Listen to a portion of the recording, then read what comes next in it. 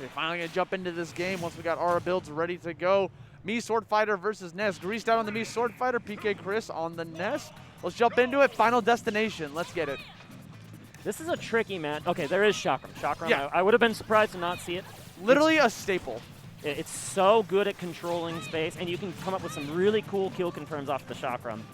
Just a creative move, right? Yeah, being able to just kind of throw that from a ways away, tossing it at your opponent, can delete projectiles, especially against the likes of Ness. That move I'm not as familiar with. The one where he like dashes in with that little charge stab. Like John definitely doesn't run that one as much. And the Mii players in Chicago don't run that either. Okay, it is really a keep away style of game here that GreasedOut is bringing. I told you, man. Why is the Mii Swordfighter projectile user? I don't get it. He's also not using the Tornado, which that's another one that's really good for kill confirming. But if you're good at a Chakram kill confirming, Chakram snipes like this, it's going to be really hard to recover. Oh, and I love that regrab of the ledge. What was good about that special was like when we went towards the ledge, it's a long lasting and it keeps him off. This might be character specific, bro. This is really good at catching PK Thunders. All right, GreasedOut's going to take that first game. This is a big deal for him. Looking very promising so far. Yeah, excellent just pressure on the ledge and no fear of the PK Thunder too, right? This seems really labbed, as you mentioned, to deal with Ness in particular. We're getting some more stat. Okay, we are just does he push the A button, dog? Like, my man is just mashing specials currently and it's working. You don't really want to press the A button as Sorty because Sorty's A button's not so great, especially against Ness, but that was exactly where you would want to use an up air.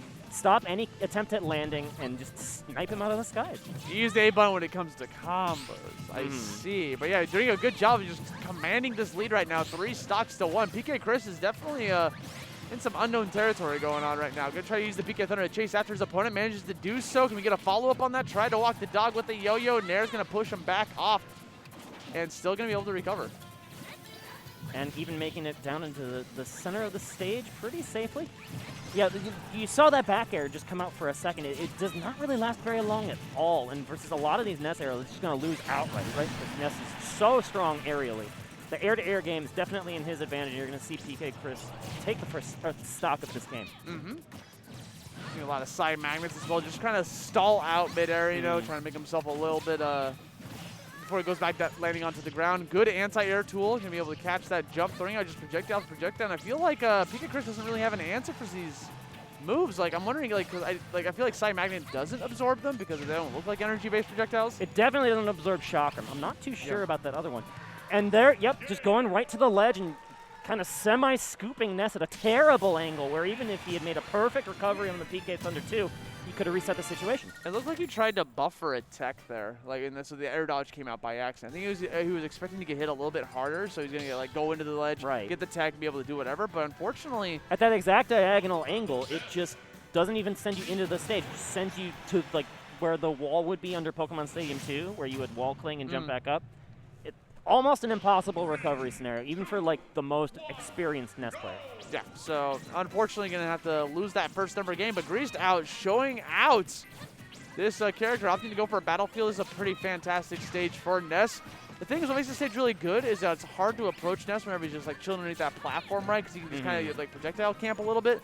The problem is this also benefits Mii Swordfighter. The same exact reasoning.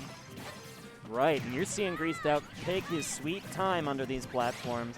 But that doesn't stop PkChris from getting a few hits in edgewise, and now he's able to set up the yo-yo here on the ledge. And try to turn around with a back air, but even then it frame traps into the neutral air anyway. Yep. Okay, throwing out the Chakram again, throwing out the slow one on top of that. Going to be able to just keep these different types of the projectiles on PkChris's toes. Try to get that side B off stage, not enough to be able to get it quite just yet. Go for that neutral special. That's such a good tool for getting Where are you supposed to go? You got to mix up the timing. Yes, PkChris going to be able to find the mark on that, just mix up when he's going to go for it, but unfortunately gets caught by the stab lunge. And now we see GreasedOut yet again with the stock lead. And really just does not want to interact with this Ness at all. You see just these shurikens and the Chakram mix up under the platform. How is Ness supposed to get in? And okay, he does find a hit in. That probably should have had back air out of shield, I think. Maybe he thought there'd be a cross-up? Yeah, potentially.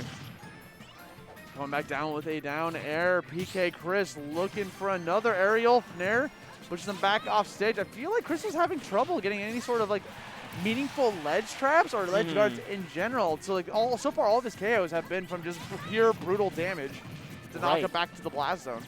It's been hard to pressure the recovery of this Mii Swordfighter. Yeah, like even right there, man, even though he hit him with Nair, he's the one that falls in the disadvantage. And not even able to get a whiff punish on that lunge. That looks whiff punishable, but PkChris was not ready to pull the trigger on it. Then we go underneath that shotgun, continuing to throw out more and more projectiles, finding this opening, this wall that GreasedOut is putting out right in front of him. Again, Battlefield looks like it's benefiting GreasedOut a little bit more than PkChris. Oh, here we go. Time for the combos. Get the jab block and the 2 PK fires, trying to get him, finish him off with that PK Thunder, but literally every tool in this Mii Swordfighter's kit is like, seems like it's destined to defeat any of Ness's options. The way he's playing it, because he plays out like that full screen away just outside of PK fire range. There's not too much that PkChris can do. But when he does get this advantage state, and this back throw should seal it, yep, that is still a fantastic kill move. Doesn't matter which game of Smash you're playing. Bro, and GreasedOut's recovery move goes through PK Thunder. Like using that as a way to get back onto stage.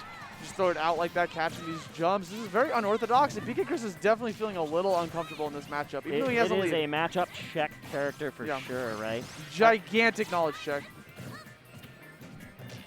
But now PkChris has control of the stage, and this might be where we start to see something, but then he uses that full, uses the full part of Battlefield on the top platform, just sneak away. But that also lets GreasedOut reset.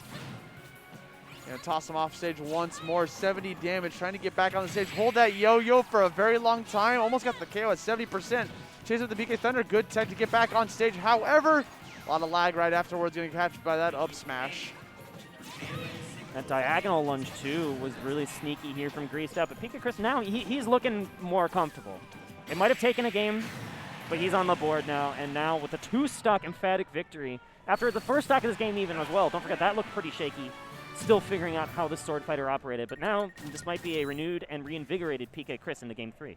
Yeah, Chris is definitely figuring it out. Game 1, I felt like he just kind of got run over. Wasn't really expecting what exactly was coming up from this wacky, zany character, especially some of these moves that are just outright beating some of his options that he's probably never encountered before. So now that the adaptation is starting to come into play, the onus is now on GreasedOut to, you know, pick this counter pick and try to mix up his game plan, see what's going to happen. Maybe even maybe even see a shift in terms of what moves he's going to bring out. It's going to be small Battlefield. Take away that top platform. That's all you really need here, because we saw Ness was able to just escape from the onslaught of projectiles with that top platform and Ness's floatiness, right? So it makes a ton of sense in my mind. GreasedOut's going to play that same kind of hide under the platform camping gameplay that we were familiar with in game number 2.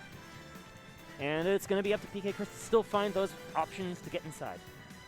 Absolutely right. PkChris, again, just waiting for this game to start, has that momentum in his mind. We might see a moveset change. You are allowed to counterpick the moves. Yep, and that's exactly what we're going to see. That's what I was actually hinting at earlier, that there might be a moveset change, depending on what's going on. We're going to go with 1-3-2-3. So one of his specials got changed. It was the first one, neutral B. So we'll see what the new neutral B is coming out. I believe he might be on Tornado now. Oh, yes, that's a really good one. Which makes a ton of sense. The Shuriken game plan was really well figured out by PkChris. But, I mean, he's also just not letting Swordfighter touch the ground now. Yeah, speaking of figured out, PkChris looks completely confident now in this set. His theme song has started, baby. This is the final boss. Let's see what you're going to have to be able to do here. Back throw, toss. Ooh, mash it out. Good. Good mash out from GreasedOut. So it is Tornado. We do have confirmation of that. I like that little fade under the platform there by GreasedOut. To be really ambiguous about where he's launching his assault. Tornado is going to be a reliable kill confirm option that cannot be magneted by Ness, right? You see it's a huge wall. It also helps deal with pressure on these platforms. Very versatile projectile. Now we're seeing him kind of just chill on these platforms, throwing out these angled PK fires against his opponent, trying to get some goodness going here. Unfortunately, got a double jump coming out with the forward air, pushing him back out. Lyrics kicking into the theme song. We still got ourselves a 3-stock match. Plenty of game left for both of these players. Let's see. Oh, that poke? Or was that I think it was a roll. But either way, the follow-up is there for GreasedOut. Double up air. It's just what the doctor ordered. Yeah, but gonna repay in kind, bring it to 2 stocks apiece. GreasedOut and PkChris coming back in on the small battlefield. Here comes the zany combos coming out, starting off with that PK Fire. Turns into something good. Up B still really good at being able to just call out any of those PK Thunders. Pretty much just negates any projectiles off stage against him. Good parry. You don't want to give up any shield damage to that tornado. It will eventually shield poke if your shield gets too low. So just take it nice and slow here now that Ness has built up a sizable lead. Okay, but there's a good mix-up to get back into center. Pops him up. The thing about that tornado is it's such a good combo starter. It pops up someone super high and has so much hit stun on it that literally Swordfighter can do whatever he wants. Okay. But that's something also you got to be aware of. Being able to reflect the projectile back with the home run bat is definitely a threat that PkChris has on the table. The tornado also does fixed knockback, so it will always knock at the exact same angle, and that means that there's a really reliable kill confirms you can go for off the tornado, and you got to respect it really all the time now, especially at like this 100% range. Continue throughout these tornadoes. These chakrams gives him with the lunge. Can we finish it off? Here comes the edge guard opportunity. Needs to go for it. Earlier, he was actually going for the up Bs off stage to try to catch the PK Thunders, but now he's opting to go for a ledge trap instead. A back air is going to come out, send him back off stage, swing through it to get back on there, and gets back air at the very end. PkChris with a stock lead here, but he is hurting. He is bleeding. Could easily just be taking out the stock after one small little hit. Right, and let's see if he can go for another setup on the ledge. No, we're going to throw the Swordfighter away because PkChris. Okay, the get up attack works this time, and it's going to help you square off in the center. Okay, don't miss the tech. He's taking too much damage. Yeah, you're a third get up attack. We'll go through the PK Fire this time, but you're still bleeding from under the stage. Up air. Yeah, up air going to be able to reach through the bottom of small battlefield on last stocks here. 10% on PkChris. Has to get some big combo damage going against him. Let's see what GreasedOut can end up doing here, throwing out some more projectiles, throwing out tornadoes and chakrams from a distance, not trying to go for the disengage unless he sees an opportunity to land that down tilt. And able to put on some platform pressure here is GreasedOut, and then he resets in center. Looking for, like, a chakram is a good way to cheese a stock here. If you can get just like a slow rolling chakram into a forward smash on the ledge, you can kill like 50, 60%. Oh, no. Pulling the trigger a little bit too early on the down B. Yeah, a little bit overzealous too with these lunges, but now he finds himself off stage at 124, has to go through the PK Thunder, back on stage, ledge jump to escape that situation, but now he's in danger territory. One thing that we have not seen at all, which I was about to say, is PkChris has yet to go for grabs. Very rarely in this game, might be saving it for the final winning moment. Might go for like a roll in into a grab, catch a ledge. Oh, the ledge attack, not going to be able to work out this time. That is literally the equivalent of doing a wake up DP. If you do it too often, you can beat it just like that. Block it and punish. That's exactly how PkChris is going to end this set. 2-1 victory in his favor. Congratulations to PkChris for adapting to the Mii Swordfighter. Yep, learning the matchup on the fly there with PkChris, and you saw it really come into shape in the middle of that game, number 2.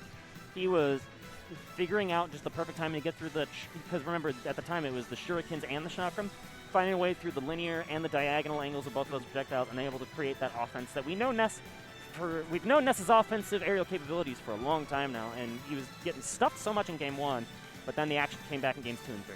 Yep, end up doing it. I mean, that's the thing with PkChris, and just players, good players in general, they're going to adapt to what's happening, right? Like game 1, we saw what happened game 1.